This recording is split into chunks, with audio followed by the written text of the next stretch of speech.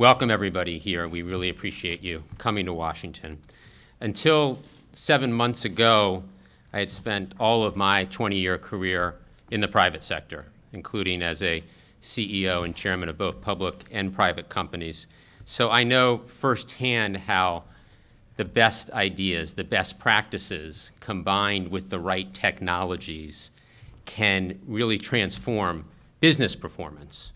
And now that I'm in government, I strongly believe that these same powerful ideas that make companies better can improve government productivity and service quality. The President and the administration are committed to improving the efficiency and quality of government services, and we really need your help. Based on my thorough review of your homework, I am convinced that you can really help us achieve better results for the American people. After the President speaks, we will be going to breakout groups, and in those groups you will have the opportunity to work together to highlight the key lessons that government can learn from the private sector and implement. We'll then reconvene here for our closing session. It's now my honor to introduce someone who I have the privilege of working with every day and is the leader of our team at OMB, the Director of the Office of Management and Budget, Peter Orszag.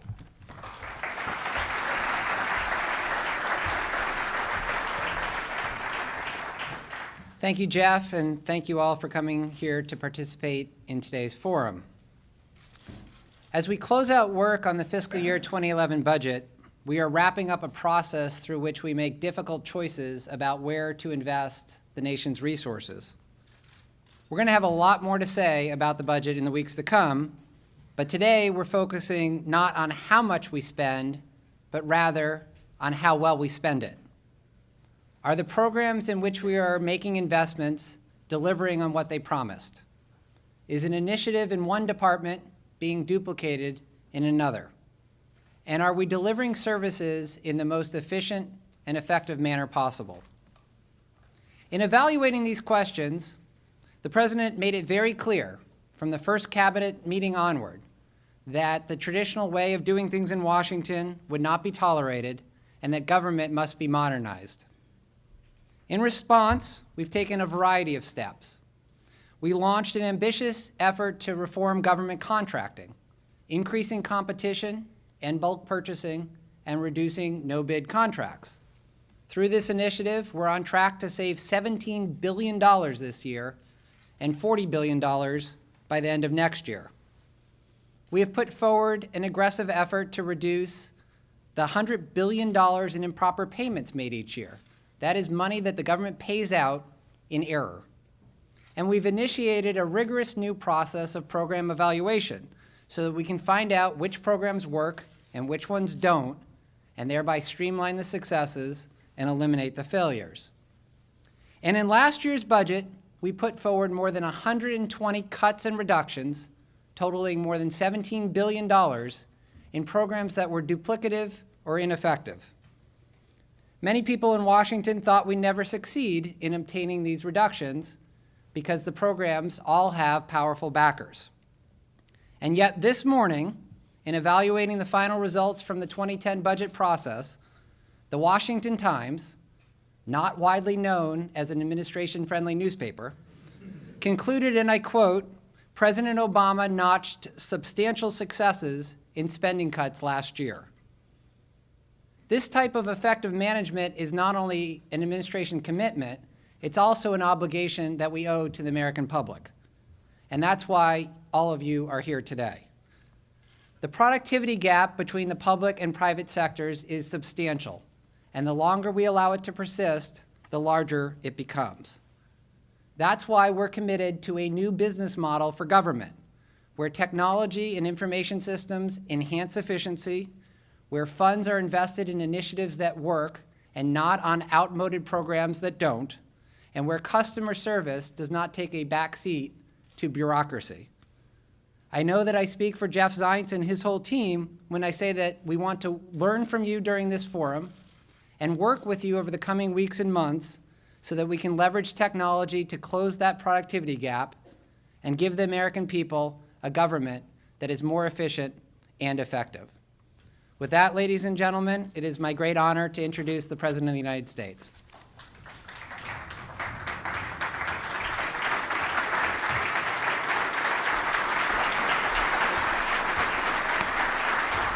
Thank you. Thank you. Thank you. Please have a seat, everybody.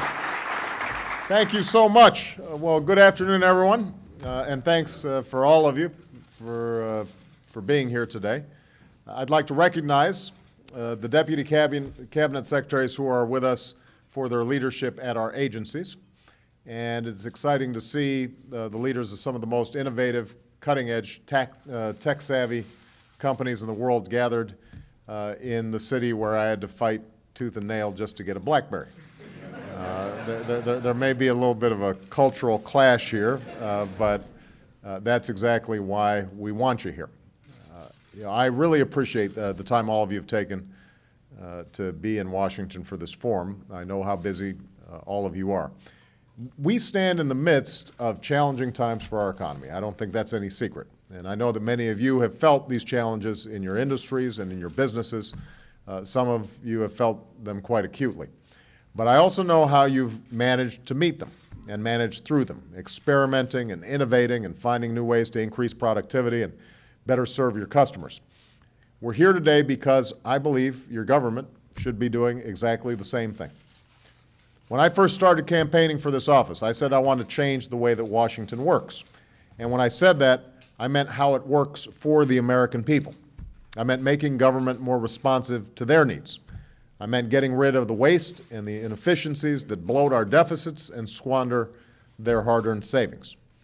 I meant finally revamping the outdated technologies and information systems that undermine our efficiency and threaten our security and fail to serve their interests.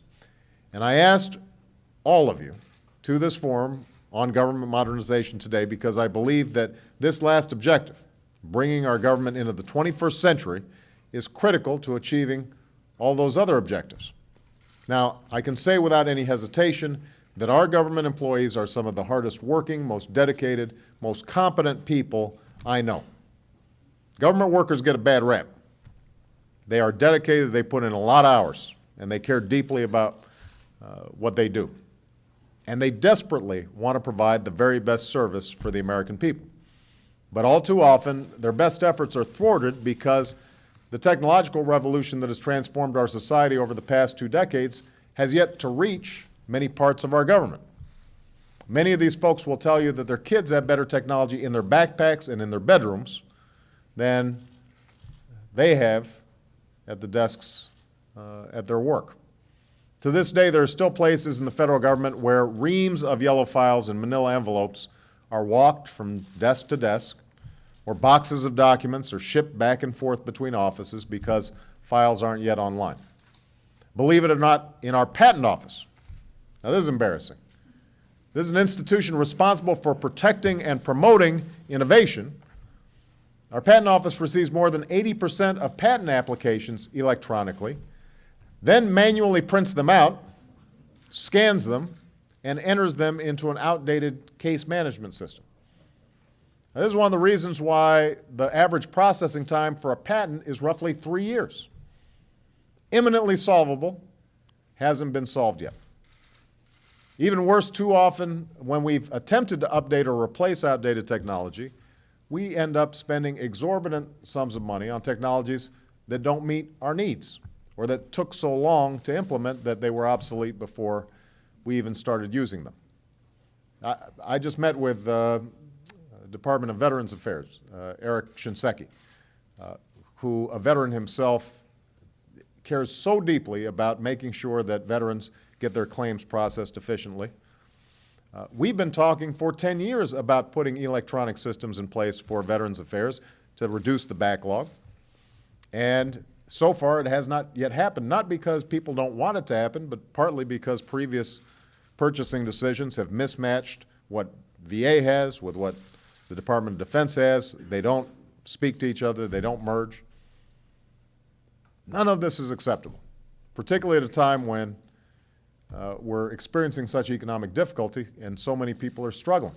We've got to get the best bang for every single dollar that the government has in its possession. And when Washington lags a generation behind in how we do business, that has real and serious impact on people's lives. When we waste billions of dollars, in part because our technology is out of date, that's billions of dollars we're not investing in better schools for our children, in tax relief for our small businesses, in creating jobs and funding research to spur the scientific breakthroughs and economic growth of this new century. And we know that the tools, the technology, the solutions are out there. You know because you put them in place every day. It's time we started putting them to work for the American people.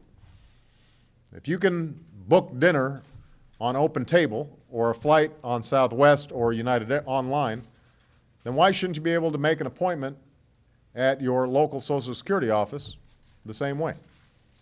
If you can track your UPS package with your iPhone, then why not be able to check the status of your citizenship application on a website, rather than having to write a letter and wait for a letter back?